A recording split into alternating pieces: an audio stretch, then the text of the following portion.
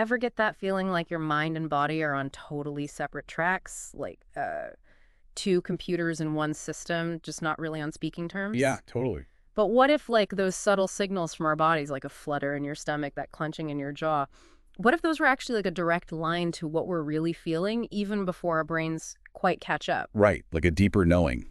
That's basically the idea behind somatic psychotherapy, this really fascinating way of looking at the deep connection between like our physical selves and our inner world. And today we're diving deep into the Somatic Psychotherapy Toolbox by Manuela Mischke Reeds. Awesome. Yeah, so Manuela's got years of experience in this field, and her book is packed with like really practical tools for therapists who want to bring the body more fully into their work. Yeah, that makes sense. It's such a rich area to explore. It is, and one thing that really grabbed me from the get-go was this idea that our bodies have this like wellspring of wisdom, beauty, and healing potential that we just kind of like overlook in our day-to-day lives. Absolutely. It's like we're walking around with this incredible source of information and guidance, but we're so often tuned out of it. Exactly. And so for you, our listener, even if you're not a therapist, our goal today is to pull out like the key insights and some actionable ideas about how to understand and work with the body, kind of in a therapeutic context. Love it. Because I think this knowledge can be like seriously valuable for boosting your own self-awareness and just overall well-being. It's like learning this whole new language to understand yourself. Totally. Like unlocking a secret code. So the book itself is structured really well. It starts with these fundamental principles, then it moves into how therapists can cultivate their own somatic awareness, which we'll talk about because that has lessons for everyone. Then it gets into integrating these somatic tools into practice, and finally it presents a collection of specific techniques for things like mindfulness, body awareness, movement, posture, gestures, emotions, touch, stress, even trauma. Wow, so comprehensive. It is. Okay, so let's just jump right in. What does Manuela even mean by soma in this context? So she starts by going back to the root of it, the Greek word soma, which simply means body. Okay, makes sense. So really, somatic psychotherapy at its core is the study of that constant interaction between our body and mind. And she emphasizes how we sense ourselves through these physical sensations. So, like, literally what we're feeling in our bodies. Exactly. And she clarifies these two key terms, interoception and proprioception. Interoception is our ability to sense the internal state of our body, things like our heart rate, our breathing, even those gut feelings we get.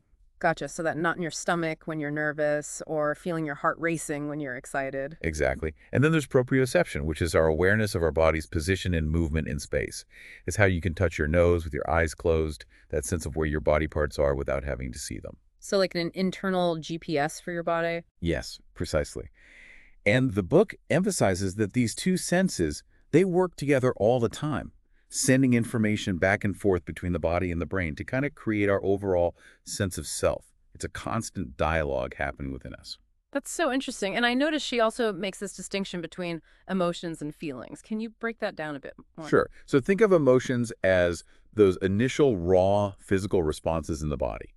The immediate kind of biochemical changes that happen, like say a sudden scare triggers this rush of adrenaline. That's the emotion. Okay, so that's the immediate visceral reaction. Exactly. And then the feeling is what happens next. So your brain interprets that physical response, gives it a label, creates a narrative around it, like, I feel frightened because I thought there was danger. But she does point out that for practical purposes in therapy, she often uses feeling and experience kind of interchangeably because it helps clients connect with those like more primal, body-based sensations.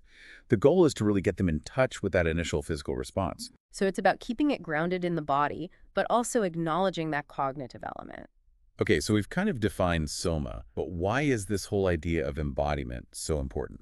Well, in the book, she quotes Alan Fogel, who defines embodied self-awareness as the ability to pay attention to ourselves, to feel our sensations, emotions, and movements online in the present moment without that kind of mediating influence of judgmental thoughts. Okay, so being fully present in our bodies without overthinking it. Yes, exactly.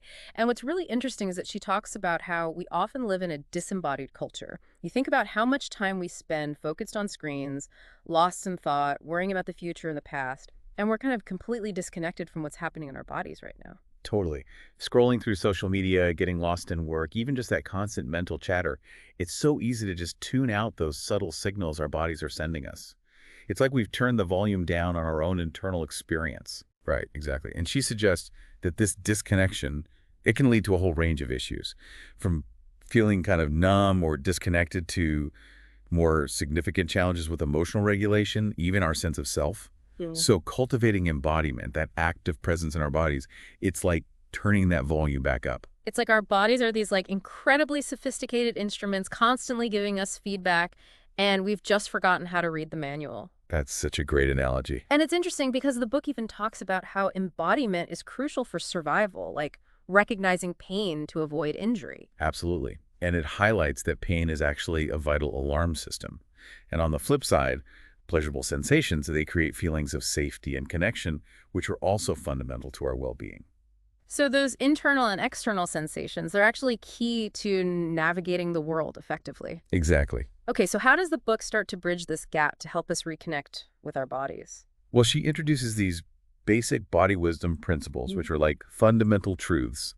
And there are 7 of them. Okay, let's hear them. So the first one is that the body responds to stress, whether it's physical or emotional, with some kind of constriction, tension, maybe unhealthy habits, or some imbalance. Like that tension you feel in your shoulders when you're under pressure at work, that's your body responding. Yeah, or grinding your teeth at night when you're worried about something. Exactly.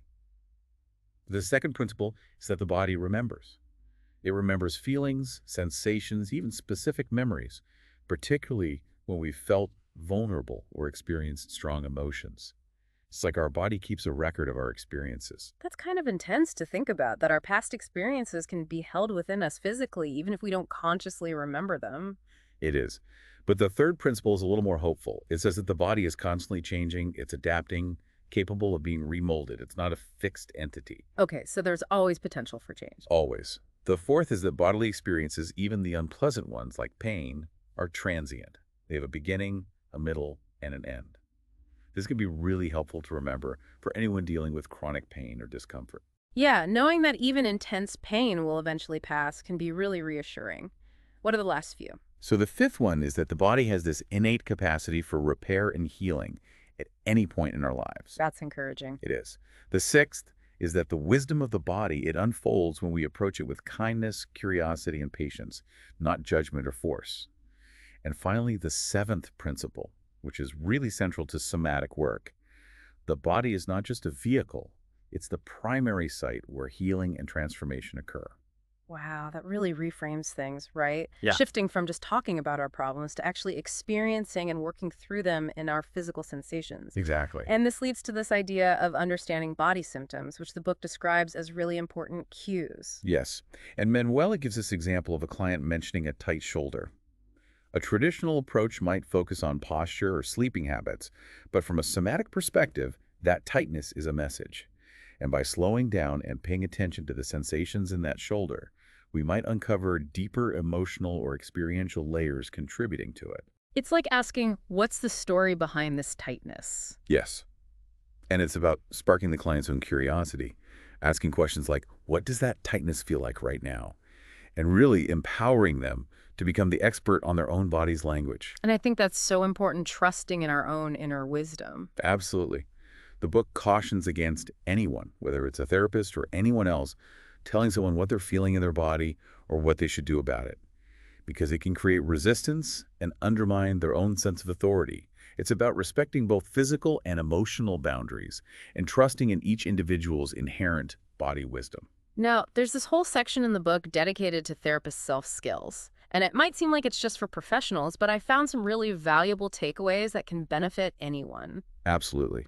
Section 2 is all about the therapist's preparation, and it emphasizes the importance of them cultivating their own somatic awareness. So being aware of their own bodily sensations and patterns. Exactly.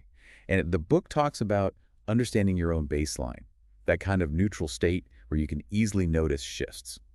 This is crucial for therapists so they can recognize when they might be carrying stress from a session or experiencing their own emotional responses.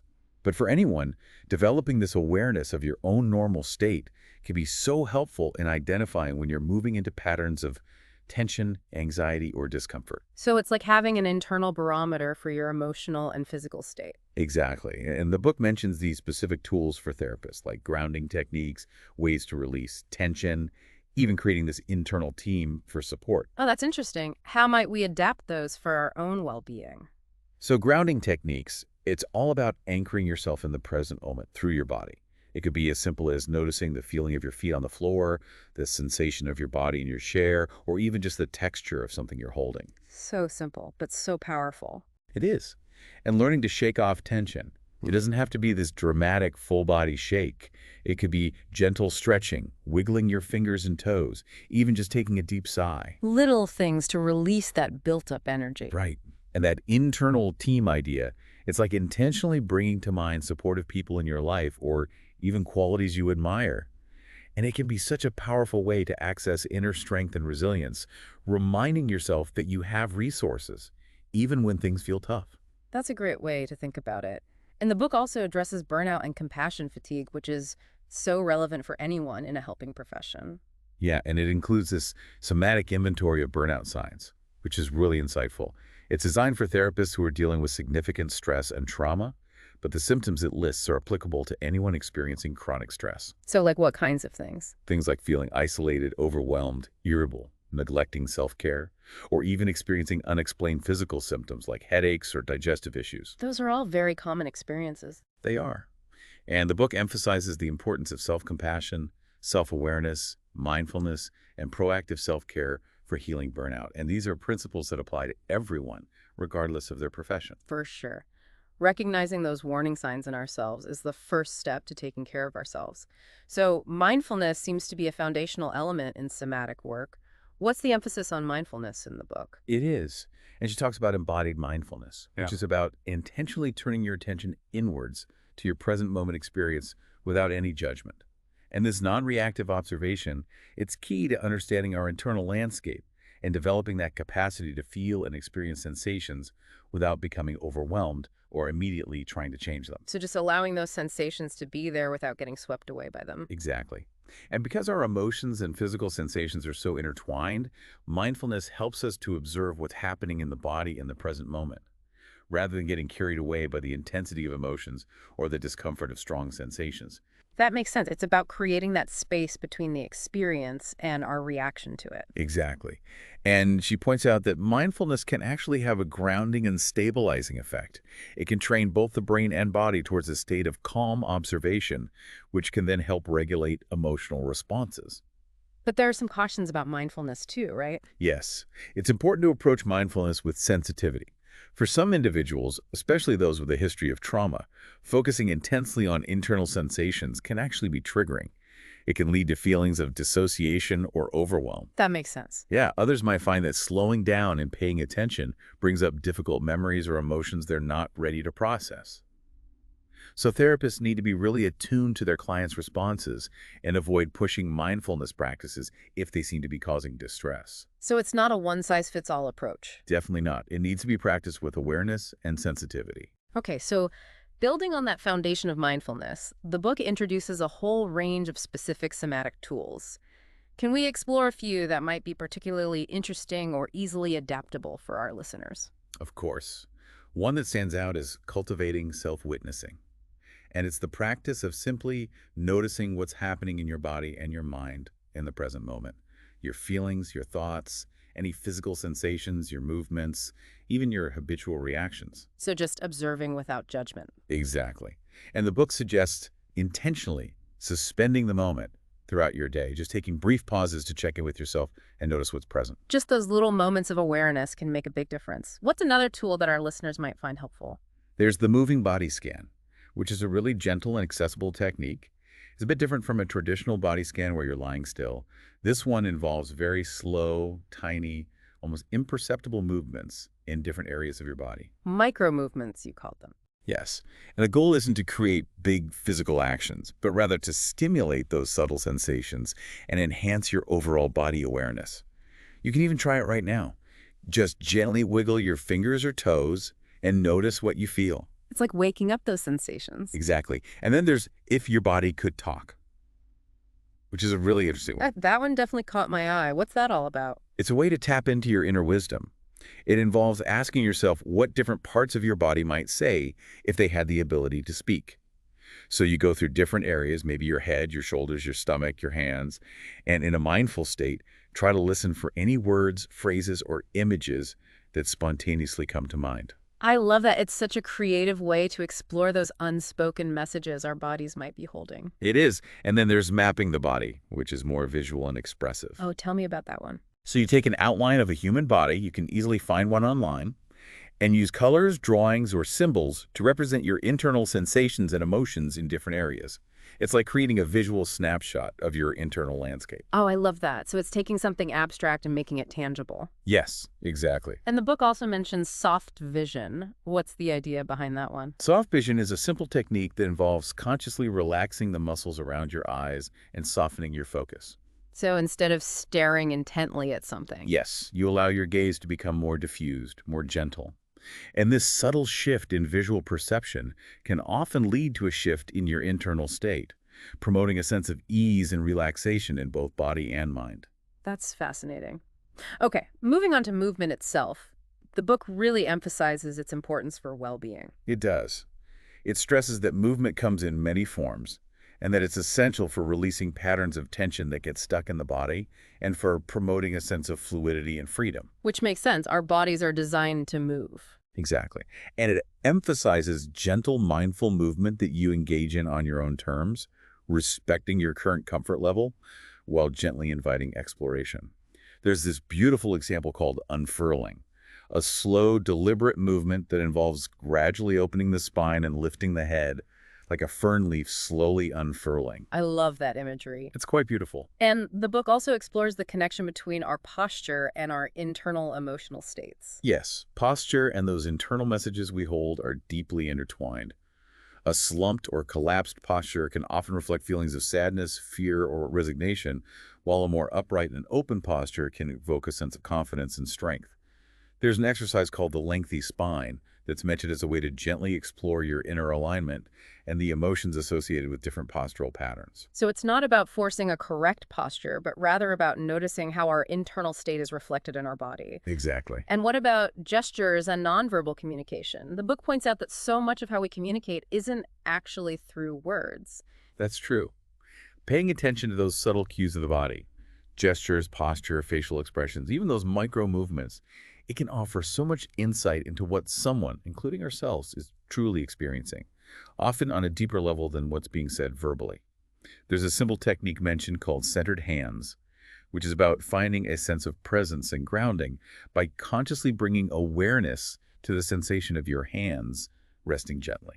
So it's bringing awareness to those subtle movements and sensations. Yes. And then we get into this really central theme of how our physical body and our emotions interact. Yes, and the book explores this intricate relationship between soma and emotions and the importance of self-regulation. It introduces this concept of meaning-making, high road versus low road, which contrasts how we interpret our experiences. So there's the high road, which is through conscious reasoning and cognitive processing, and then there's the low road, which is our more immediate body-based instincts and emotional responses. So like thinking versus feeling. In a way, yes. And it emphasizes becoming aware of these different pathways and learning to integrate them for more balanced responses. There's a tool mentioned called lean back to lean in, which is a way to create a brief pause when you feel reactive, giving yourself a moment to step back before impulsively responding. Just that little bit of space can make a huge difference. It can.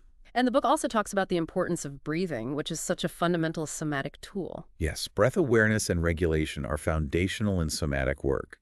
And the book includes a variety of breathing techniques, like the round wave breath, which promotes a sense of calm by focusing on a smooth, continuous flow between the inhale and exhale, without any sharp edges or pauses. That sounds very relaxing. It is. Now, the topic of touch in therapy can be a sensitive one. How does the book approach this? The book acknowledges that touch is incredibly important for healing, connection, and restoring our capacity for self-soothing. But it also emphasizes the absolute necessity of caution, ethical considerations, and obtaining clear consent. It highlights that safe, non-sexual touch, when it's appropriate and consensual, can be deeply beneficial, especially for healing the effects of past touch-related traumas. And it also introduces self-touch exercises, like compassionate self-touch, as a safe and empowering way for individuals to explore feelings of connection and comfort within their own bodies. So it's about honoring those boundaries and using touch in a way that feels safe and supportive. Exactly. And finally, the book delves into this really critical connection between trauma and the body, which is so central to somatic psychotherapy. Yes, and it offers a concise overview of the polyvagal theory, which helps us understand how our nervous system responds to experiences of safety, threat, and overwhelming stress. It explains those fight, flight, or freeze responses in the body. So how our body reacts when we feel unsafe. Yes, exactly. And it mentions tools for tracking your own nervous system states to increase awareness, expanding your window of tolerance, which is basically your capacity to experience a range of emotions and sensations without becoming dysregulated. It even talks about shaking to safety, which is a natural way the body can release tension after a perceived threat has passed. Oh, wow, like animals shaking after a close call. Yes, it's that instinctual response. Yeah. And it also introduces the container principle, which illustrates how our capacity to process difficult experiences can grow over time as we build inner resources and resilience. So it's like building up our inner strength. Exactly. And then the book talks about shame, which is often deeply intertwined with trauma. It discusses shame as a very powerful and deeply felt body response, and emphasizes bringing mindful awareness to those shame sensations. So rather than pushing it away, we learn to observe it. Yes, and it offers strategies for mindfully exploring shame and reframing those negative beliefs that often come with it. There's a process outlined for identifying and reframing shame attacks, which is about becoming aware of those triggers for shame and challenging those harsh, self-critical messages we internalize. Wow, that was a really comprehensive overview of just some of the key concepts and tools from Somatic Psychotherapy Toolbox. It really highlights how deeply interconnected our minds and bodies truly are. It does. And I think the core message here is that our bodies are not just passive containers. They're integral to our emotional and psychological well-being, constantly holding valuable information and offering pathways toward healing and self-understanding. And it's so encouraging to know that even small shifts in awareness and experimenting with simple somatic techniques can lead to such significant insights and a greater sense of well-being. I really hope our listeners will take a moment to tune into their own body's wisdom and perhaps explore noticing sensations or movements as they go about their day. Me too. It's an ongoing journey of self-discovery through embodied awareness, and we're all on it together. So as you go about your day, here's something to ponder. What is one sensation or recurring physical pattern that you might start paying closer attention to in your own life? And what story might it be trying to tell you? It's a great question to consider. It is, and if you're interested in diving deeper, I highly recommend checking out Manuela Mischke Reeds' book, Somatic Psychotherapy Toolbox. It's a fantastic resource. Thanks for joining us on this deep dive. Thanks for having me. It's been a pleasure. Until next time. See you then.